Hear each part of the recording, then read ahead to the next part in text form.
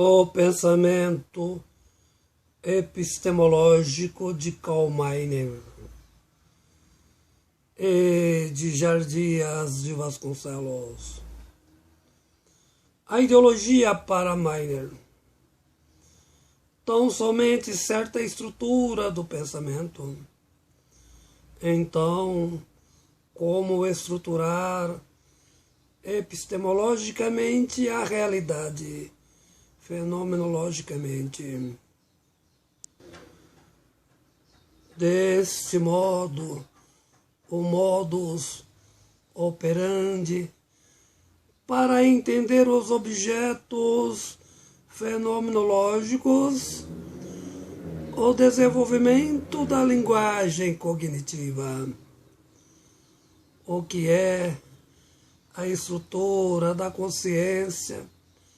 Posteriormente, Meiner determinou a referida socialmente condicionada. Com efeito, a percepção social é limitada pela cognição na determinação do mundo linguístico. Portanto, o homem é o seu habitat, o cérebro como produto do meio. Isso significa que todo conhecimento depende da estrutura social da consciência propositada.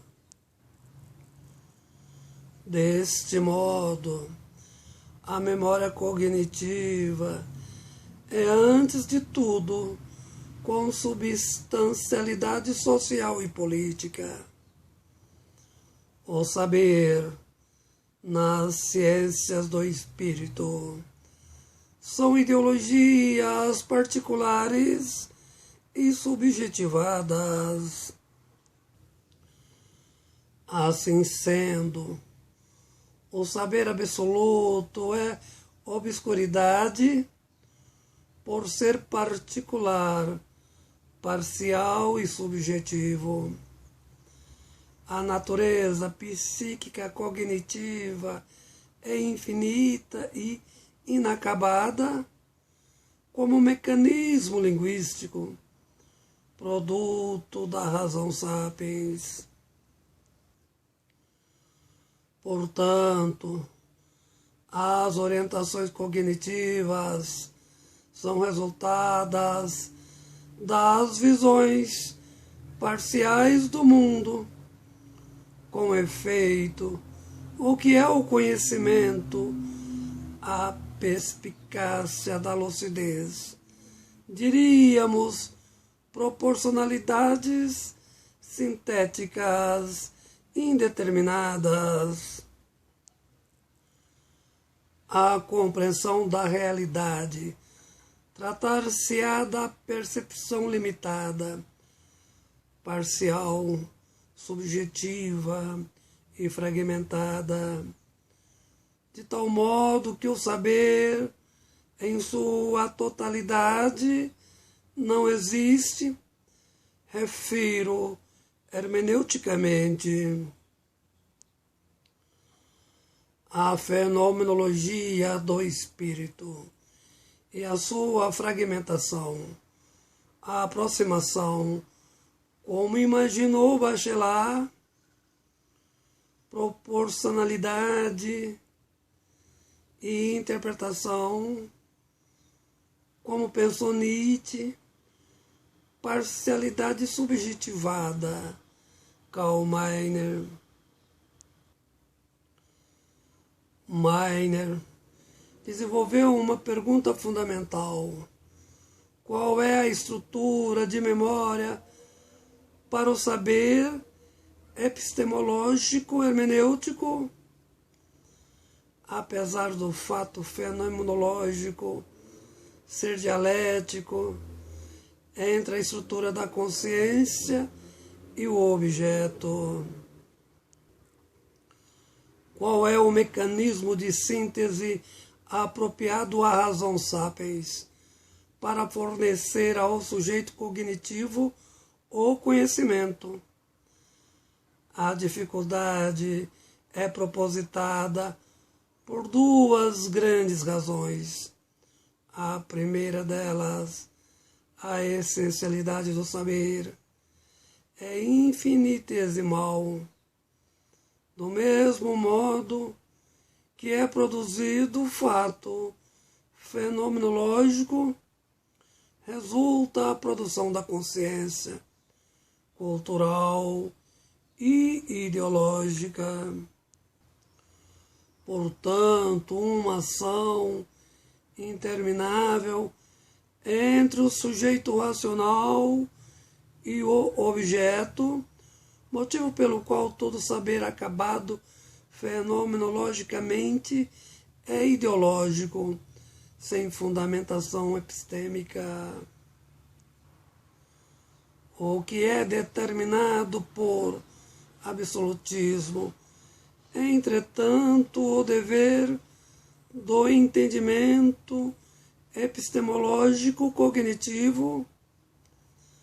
É fundamental compreender a complexidade da representação interpretativa no entendimento do objeto aproximado. Formulação de Bachelard, portanto, significa que existem várias verdades.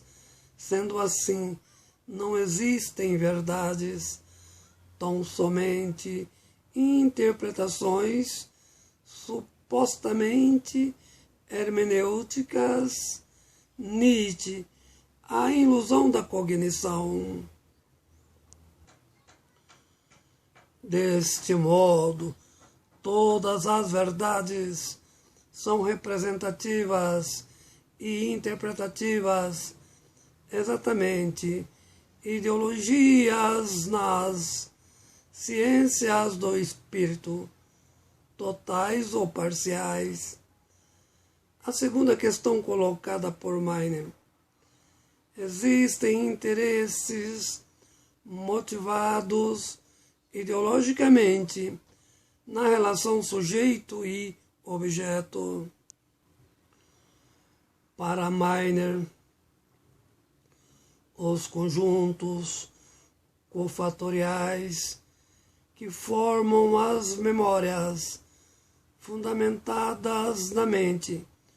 Portanto, o homem é o seu cérebro ideologizado, determinando o princípio de identidade, sendo a linguística o limite da racionalidade através da não percepção na perspectiva cognitiva histórica. Então, como compreender os fenômenos a não serem ideologizando as complexidades fenomenológicas? Portanto, o saber hermenêutico é a sua unilateralidade interpretativa. Não é possível o conhecimento pleno nas ciências do espírito. O que significa não existir a verdade? Tão somente a sua representação, ideologizada no tempo e espaço. Portanto, definir um fato fenomenológico é apenas reestruturar as projeções intuitivas indecifráveis na perspectiva da representação interpretativa. E de Jardias de Vasconcelos,